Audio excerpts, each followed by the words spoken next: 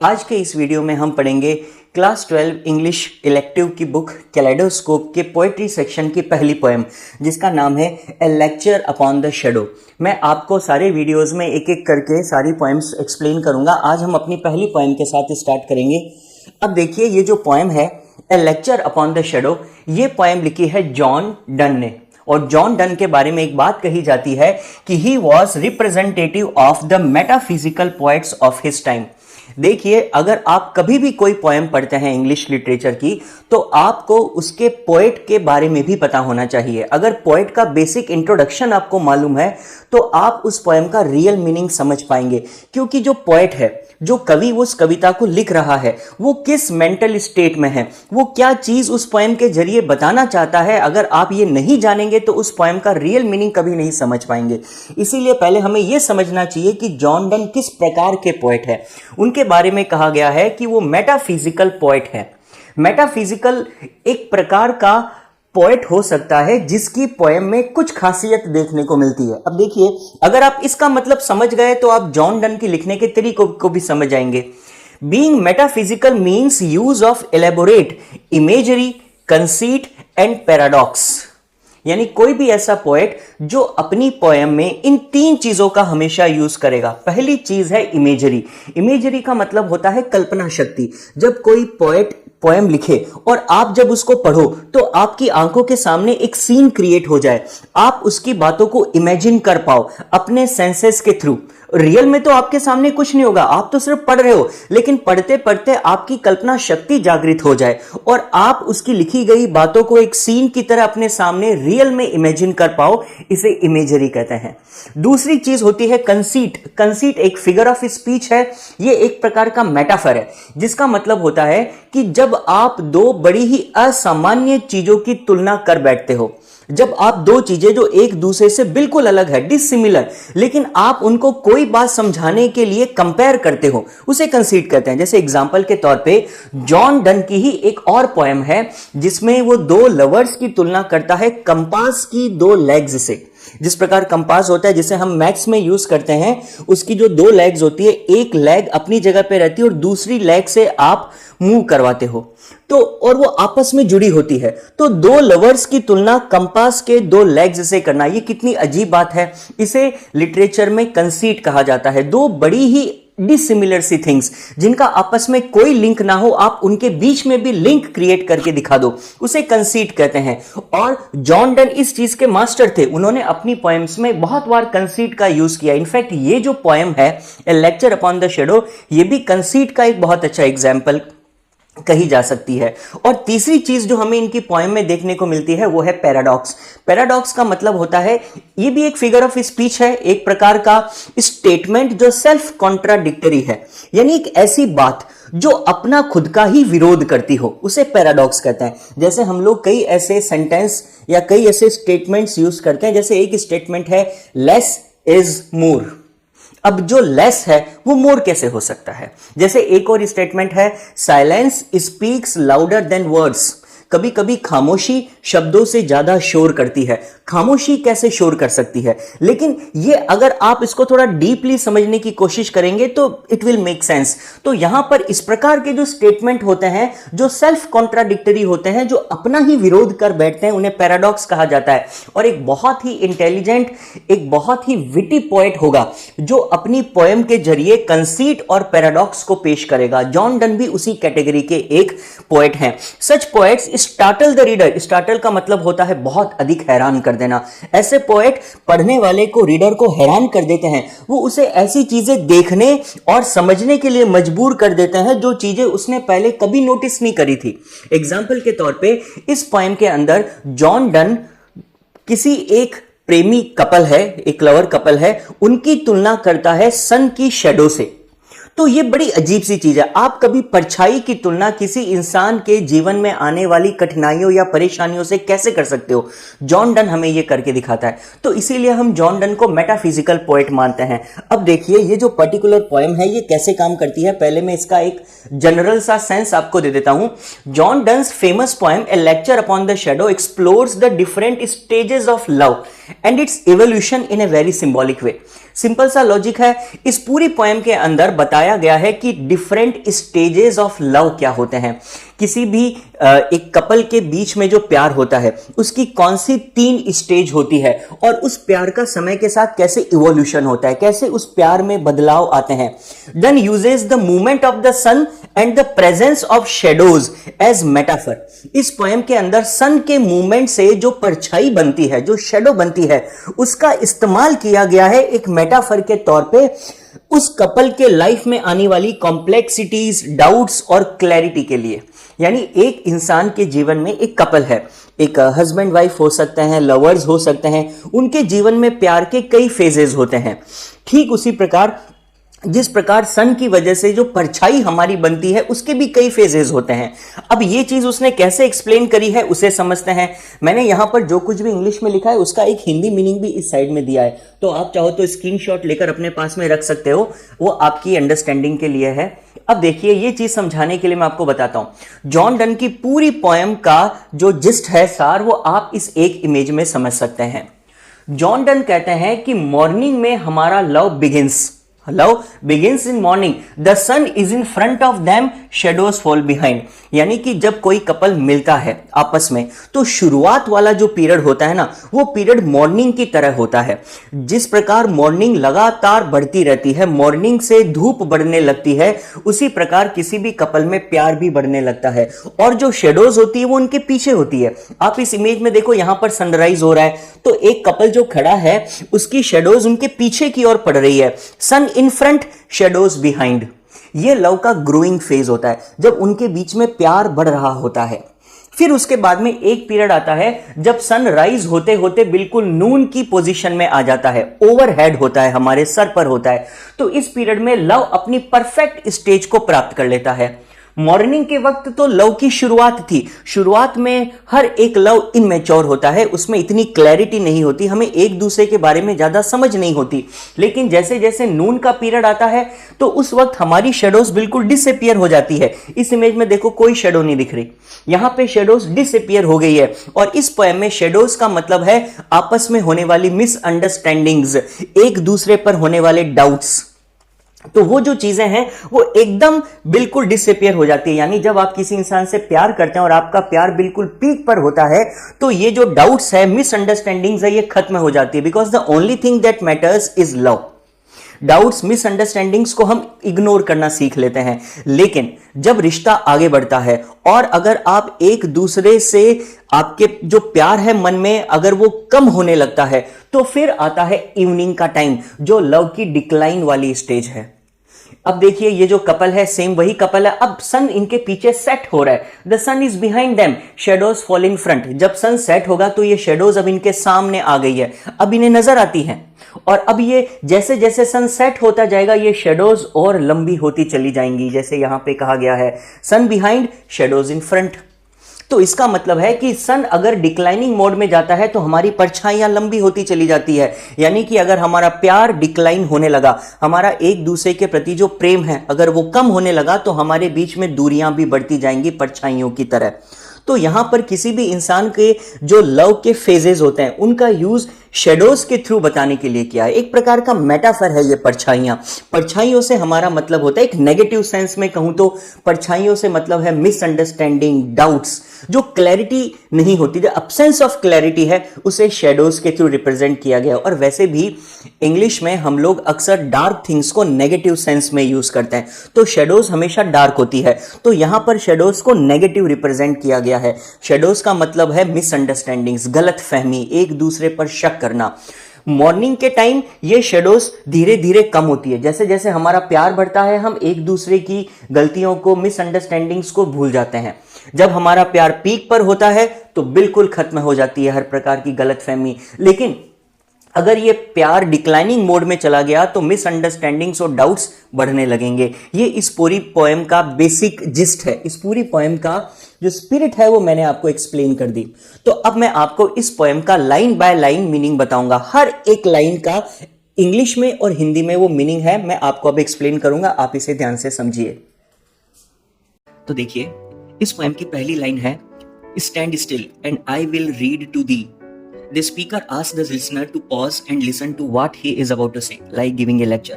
यहाँ ऐसा लग रहा है जैसे कि पोएट एक लेक्चर देने वाला है और वो अपनी बिलोवेड को कहता है कि स्टैंड स्टिल, तुम जैसे हो अभी वैसे ही खड़ी रहो, बिना हिले डुले खड़े रहो और मैं जो भी तुम्हें बताने वाला हूँ उसको ध्यान से सुनो. A lecture, love, in love's philosophy. यहाँ पर पोएट अपनी बिलोवेड को कहता है कि मैं तुम्हें लव की फिलोसॉफी में एक लेक्चर देने वाला हूँ. ये मेरा लेक्चर लव के ऊपर होगा. मैं तुमसे अपना एक्सपीरियंस शेयर करूंगा और नेचर और स्टेजेस जो होती है लव की वो तुम्हें एक्सप्लेन करूंगा. These 3 hours that we have spent. Poet कहता है कि मैंने तुम्हारे साथ में अब तक जो 3 घंटे बिताए हैं उन 3 घंटों से जो भी मुझे एक्सपीरियंस मिला है वो तुम्हें बताने वाला हूँ. The speaker refers to the time they have already spent together implying the relationship has progressed. इन 3 घंटों में जो रिलेशनशिप की प्रोग्रेस हुई है वो मैं तुम्हें एक्सप्लेन करूंगा. Walking here 2 shadows went. Poet कहता है as they walked their shadows followed them representing the hidden aspects of love. Poet कहता है कि जब हम चल रहे थे तो केवल हम 2 ही नहीं चल रहे थे, हमारे साथ में हमारी शेडोज भी चल रही थी. जैसे जैसे हम वॉक कर रहे थे हमारी शेडोज भी हमें फॉलो कर रही थी. अब एक बात आप ध्यान से समझ लीजिए, यहाँ पर शेडोज से मतलब है hidden aspect of love. Shadows एक प्रकार से एक नेगेटिव कॉन्सेप्ट की तरह जॉन डन ने यूज किया है. वो कहता है कि शेडोज रिप्रेजेंट करती है किसी के भी रिश्ते में आने वाली अनबन को, किसी के भी रिश्ते में जो मिसअंडरस्टैंडिंग्स क्रिएट होती है, जो कॉम्प्लेक्सिटीज आती है समय बीतने के साथ, उन्हें शेडोज के द्वारा रिप्रेजेंट किया गया है. अब ये शेडोज सन की वजह से बनती है, ठीक इसी प्रकार ये शेडोज भी हमारे रिश्ते में कई प्रकार की मुश्किलें परेशानियां समय के साथ में लेकर आती हैं. Next line is along with us which we ourselves produced. Poet कहता है their shadows are caused by their presence just as misunderstandings in love are created by them. जब 2 लोग एक दूसरे से प्यार करते हैं तो उनके रिश्तों में जिस प्रकार मिसअंडरस्टैंडिंग्स भी कभी कभी आ जाती है, ठीक इसी प्रकार ये शेडोज भी हमने ही प्रोड्यूस करी है. जिस प्रकार प्रेम में आने वाली गलत फहमियां भी हमारी ही वजह से हैं, उसी प्रकार ये शेडोज भी हमने ही क्रिएट की हैं.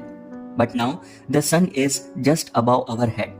The sun being overhead symbolizes noon, a time when shadows are shortest, meaning the love is clear and strong. अब देखिए यहाँ पर पोएट कहता है जब भी किसी रिश्ते की शुरुआत होती है तो पहले दोनों ही पर्सन्स में एक दूसरे के प्रति बहुत प्यार और रेस्पेक्ट होता है और धीरे धीरे ये प्यार बढ़ने लगता है. और जिस प्रकार सन जब हमारे ओवरहेड होता है और उस वक्त शेडोज बिल्कुल शॉर्ट हो जाती है, इतनी छोटी हो जाती है कि वो बिल्कुल हमारे पैरों के नीचे होती है और हमें नजर भी नहीं आती. ठीक इसी प्रकार जब हमारा रिश्ता एकदम नून की तरह हो जाता है तो ये शेडोज हमें दिखाई नहीं देती, यानी कि जो गलत फहमियाँ और जो परेशानियाँ हमारे रिश्ते में आ गई थी वो गलत फहमियाँ बिल्कुल दूर हो जाती है और हमारा प्यार बिल्कुल मैच्योरिटी को गेन कर लेता है. We do those shadows trade. They are metamorphically walking on their shadows, meaning they no longer have doubts or obstacles in their love. इसका मतलब है जैसे नून के वक्त शेडोज बिल्कुल हमारे पैरों के नीचे होती है और हम उन्हीं शेडोज पर कदम रखकर आगे चलते हैं और वो हमें नजर ही नहीं आती, ठीक इसी प्रकार नून के वक्त यानी कि हमारे लव की मैच्योरिटी के वक्त ये परेशानियां, ये मिसअंडरस्टैंडिंग्स हमें नजर नहीं आती, हमारे रिश्ते में कोई भी डाउट या ऑब्स्टिकल नहीं होता. And to brave clearness all these things are reduced. ये सारी परेशानियां, कन्फ्यूजन्स जो हैं ये बिल्कुल रिड्यूस हो जाती है और हमारा रिश्ता एक ब्रेव क्लियरनेस को अचीव कर लेता है जहां पर हमें एक दूसरे पर पूरा भरोसा होता है और कोई मिसअंडरस्टैंडिंग के लिए कोई जगह नहीं होती. सो whilst our infant loves did grow, when the love was new and immature, it was still growing and developing. यहाँ पर पोएट कहता है कि जो हमारा इन्फेंट लव था यानी मॉर्निंग शेडो के वक्त, यानी कि रिश्ते की शुरुआती स्टेज में हमारा जो प्यार था वो बिल्कुल इन्फेंट था, यानी वो अभी इमेच्योर था. अब वो धीरे धीरे ग्रो करने लगा है, लेकिन जब हमारा प्यार ग्रो करेगा disguises also did and shadows flow. जैसे जैसे रिश्ता आगे बढ़ता है, जैसे जैसे हम एक दूसरे के साथ समय बिताने लगते हैं, वैसे वैसे ही रिश्ते में डिसगाइजेस भी आने लगते हैं. वैसे तो डिसगाइजेस का मतलब होता है रूप बदल कर आना, भेस बदल कर आना, लेकिन यहाँ पर डिसगाइज और शेडोज का मतलब है मिसअंडरस्टैंडिंग्स एंड इनसिक्योरिटीज जो हमारे रिश्ते में क्रिएट होती है. और पोएट इन्हीं मिसअंडरस्टैंडिंग्स और इनसिक्योरिटीज को शेडोज के जरिए सिंबलाइज कर रहा है. From us and our cares but now this not so. अब ये जो परेशानियां और मिसअंडरस्टैंडिंग्स बनी हैं, these doubts come from their own concerns but now these concerns are gone. यानी कि जब रिश्ता मैच्योरिटी को गेन करता है तो ये परेशानियां, मिसअंडरस्टैंडिंग्स और इनसिक्योरिटीज भी चली जाती है. that love has not attained the highest degree. The speaker says that love has not yet reached its fullest highest state. Speaker कहता है जब रिश्ते में मिसअंडरस्टैंडिंग्स होती है तो रिश्ता अपनी हाईएस्ट डिग्री पर नहीं पहुंचा होता है। अगर कोई भी रिश्ता अपनी हाईएस्ट डिग्री को अटेंड कर लेगा, जब दो लोगों को एक दूसरे पर पूरा भरोसा हो जाता है, तो उनके बीच में गलतफहमियां आनी ही नहीं चाहिए। लेकिन ये डिस्गाइजेज, ये शेडोज, ये मिसअंडरस्टैंडिंग सिर्फ तब तक आती है जब तक हम एक दूसरे को पूरी तरह से नहीं जान लेते। Which is still diligent lest others see. मतलब perfect love remains cautious protecting itself from the judgment और इंटरफेरेंस ऑफ अदर्स। यहाँ पोएट कहना चाहता है कि अगर हम एक दूसरे से पूरी तरीके से प्यार करते हैं, अगर हम एक दूसरे पर पूरा विश्वास करते हैं, तो फिर तो हमारे रिश्ते में किसी और के जजमेंट या इंटरफेरेंस के लिए जगह ही नहीं होनी चाहिए। सो परफेक्ट लव हमेशा कॉशियस होता है। एक परफेक्ट लव में किसी और के दिए गए जजमेंट या इंटरफेरेंस के लिए जगह नहीं होती। परफेक्ट लव अपने आप को प्रोटेक्ट कर सकता है इस दुनिया की बुरी नजरों से, इस दुनिया के जजमेंटल होने से। लेकिन अभी तक लव अगर मैच्योर नहीं हुआ तो लोगों के इंटरफेरेंस की वजह से रिश्ते में परेशानियां भी आ सकती है। Accept our loves at this noon state. If their love could stay at this clear perfect stage like the sun at noon, it would be ideal. अगर ये रिश्ता नून की तरह है, टिका रह गया, अगर ये रिश्ता बिल्कुल परफेक्ट बना रह गया और हमने लोगों को हमारे रिश्ते के बीच में कोई जजमेंट या इंटरफेरेंस देने से रोक लिया, तो ये रिश्ता परफेक्ट बना रहेगा और हमारे बीच में कभी कोई परेशानी आएगी ही नहीं।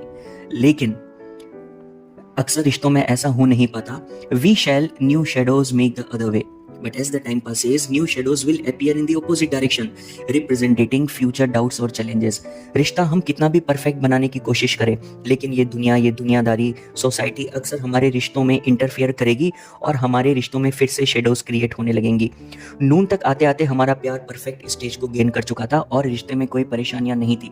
लेकिन जैसे जैसे नून बीतने लगती है और सन का डिक्लाइनिंग वाला फेज शुरू होता है, सनसेट का पीरियड शुरू होता है, तो जिस प्रकार सनसेट के वक्त ये शेडोज फिर से बनने लगती हैं, उसी प्रकार हमारे रिश्तों में मिसअंडरस्टैंडिंग फिर से क्रिएट हो सकती है, नई शेडोज बन सकती है। जैसे जैसे समय बीतता है, हो सकता है शेडोज अपनी डायरेक्शन ऑपोजिट कर ले। पहले वो हमारे पीछे की ओर बन रही थी, अब वो हमारे आगे की ओर बनने लगे। लेकिन फ्यूचर में डाउट्स और चैलेंजेस आएंगे, यानी शेडोज तो क्रिएट होंगी ही। As the first were made to blind, The first shadows were created by their insecurities, which obscured their view of each other. हो सकता है जो शेडोज पहले बनी थी, they were made to blind, यानी कि वो शुरुआती छाएं हमारी इनसिक्योरिटीज की वजह से बनी थी। वो हमें एक दूसरे को ठीक से नहीं देख पाने के लिए रोक रही थी। उनकी वजह से हम एक दूसरे को ठीक से जान नहीं पा रहे थे। Others, these which come behind, will work upon ourselves and blind our eyes. इसका मतलब है कि अब ये जो नई शेडोज बनने वाली हैं, बीतते वक्त के साथ जिस प्रकार हमारे रिश्ते में परेशानियां आएंगी, these new shadows will affect them personally, blinding them to the truth in the relationship.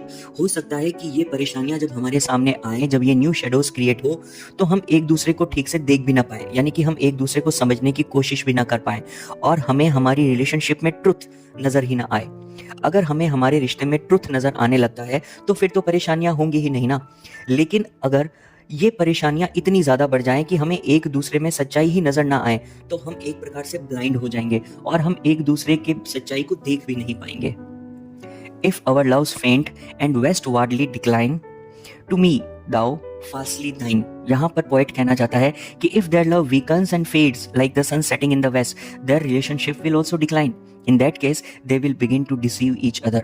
यानी कि अगर ये रिश्ता इस सोसाइटी की वजह से एक दूसरे के ऊपर विश्वास न कर पाने की वजह से फेंट हुआ, जैसे कि सन वेस्ट में जाकर डिक्लाइन होता है, उसी प्रकार अगर हमारा रिश्ता भी समय के साथ में कमजोर पड़ने लगा, फेड होने लगा, तो फिर हम एक दूसरे को डिसीव करने लगेंगे। हम दोनों के ही मन में एक दूसरे के प्रति विश्वास कम हो जाएगा और हम धोखा भी देने लग सकते हैं एक दूसरे को।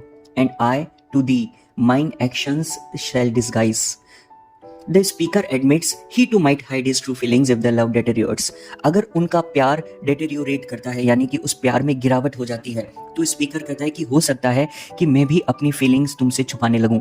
हो सकता है कि हम दोनों ही एक दूसरे से अपनी फीलिंग्स को छुपाने लगे और उस वजह से फिर वो रिश्ता और डिक्लाइनिंग मोड में चला जाएगा। The morning shadows wear away, but these grow longer all the day. The early shadows, like the initial doubts in love, disappear as the relationship grows. However, as time passes, the new shadows grow longer and more serious. यहाँ पर आपको एक बात ध्यान से समझने की जरूरत है। स्पीकर कहता है कि हमारे रिश्ते के शुरुआत में जो शेडोज क्रिएट हुई थी वो मॉर्निंग शेडोज थी और वो धीरे धीरे दूर भी हो गई जैसे जैसे हमारी रिलेशनशिप ग्रो करी और जब नून का टाइम आया तो वो शेडोज अपने आप दूर हो गई और हमारा प्यार मजबूत होता चला गया। लेकिन एक बार प्यार के मजबूत होने के बाद में भी अगर हमारे माइंड में डाउट्स क्रिएट हुए, अगर ये शेडोज फिर से क्रिएट हुई तो अब ये शेडोज पहले से भी ज़्यादा डेंजरस होंगी। ये शेडोज तो और लॉन्गर और सीरियस होंगी। यानी कि प्यार की शुरुआती स्टेज में हम एक दूसरे को माफ कर देते थे, हम एक दूसरे की कमियों को इग्नोर कर देते थे, लेकिन जैसे जैसे रिश्ता मैच्योर होता है उसके बाद में जो परेशानियां आती है वो पहले से ज़्यादा सीरियस होती है। अब समय जैसे जैसे बीतता है ये समस्याएं और गंभीर होती जाती हैं और अब हो सकता है कि ये हमारे रिश्ते को भी खत्म कर दे। पहले हम एक दूसरे के लिए इतना स्कोप लेके चल रहे थे कि हम एक दूसरे को माफ कर देंगे, लेकिन ये परेशानियां जो हमारी लाइफ के लेटर फेज में आएंगी, ये परेशानियां पहले की तरह एकदम इजी नहीं होंगी। ये परेशानियां पहले से ज्यादा सीरियस हो सकती हैं। But love's day is short if love decay.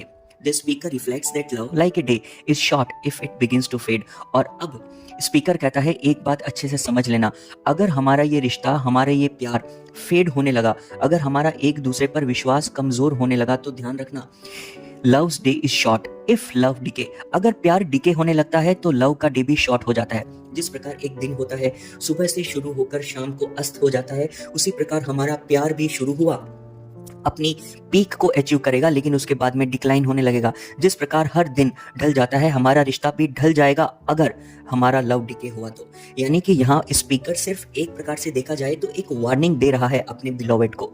वो ये कहना चाहता है कि हमारे रिश्ते के शुरुआती स्टेज में हमने एक दूसरे को कई गलतियों के लिए माफ किया, हमने कमियों को इग्नोर किया, मिसअंडरस्टैंडिंग्स को दूर किया और फिर हमारा रिश्ता मजबूत हो गया। जैसे कि नून के वक्त शेडोज डिसअपियर हो जाती है, हमारी शेडोज भी डिसअपियर हो गई और रिश्ता मजबूत हुआ। लेकिन अगर बाद में फिर से ये शेडोज क्रिएट हुई, अगर ये परेशानियां बीतते समय के साथ और बढ़ने लगी तो फिर ये परेशानियां और सीरियस हो सकती है। हो सकता है इनकी वजह से हमारा रिश्ता भी डिक्लाइन होने लगे, फेड होने लगे या डिके होने लगे।